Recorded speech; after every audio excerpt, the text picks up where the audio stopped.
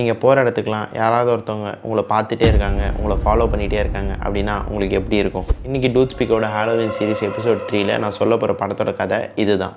இன்றைக்கி பார்க்க போகிற படத்தோட பேர் இட் ஃபாலோஸ். இந்த படத்தோட கதை நான் முந்தி சொன்ன மாதிரி தான். யாராவது ஒருத்தர் உங்களை ஃபாலோ பண்ணிகிட்டே இருப்பாங்க, கடைசியில் அவங்க உங்களை கொன்றுவாங்க. நீங்கள் இதை பிரேக் பண்ணணும்னா இந்த கேர்ஸை யார்கிட்டையாவது பாஸ் பண்ணியே ஆகணும். அப்படி பாஸ் பண்ணலன்னா நீங்கள் காலி. இந்த இட் ஃபாலோஸ் படம் கொஞ்சம் ஸ்லோவாக தான் இருக்கும். ஆனால் நீங்கள் யூஸ்வலாக பார்க்குற பேய் படம் மாதிரி இருக்காது. இந்த படம் ஃபுல்லாகவே உங்களுக்கு ஒரு அன்கம்ஃபர்டபுள் ஃபீலிங் இருக்கும். இந்த படத்தில் என்ன தான் ஆக போகுது அப்படின்ற மாதிரி ஒரு ஃபீலிங்கும் இருக்கும். ஸோ நீங்கள் இதுக்கு முன்னாடி பார்க்காத மாதிரி ஒரு ஹாரர் படம் ஒன்று சஜஸ்ட் பண்ணியிருக்கேன், கண்டிப்பாக பார்த்துருங்க. இந்த இட் ஃபாலோஸ் படம் யூடியூப்ல ஃப்ரீயாகவே அவைலபிளாக இருக்குது. இந்த எபிசோடோட போனஸ் படத்தோட பேர் happy death day part 1 and part 2. இது ஜியோ ஹாட்ஸ்டாரில் அவைலபிளாக இருக்குது. இந்த படத்தோட டைட்டிலே ரொம்ப டிஃப்ரெண்ட்டாக இருக்குல்ல. இந்த படத்தோட கதையும் அதுதான். ஒரு பொண்ணோட பர்த்டே அன்னைக்கு ஒரு கொலைகாரன் அவளை கொலை பண்ணிடுவான்.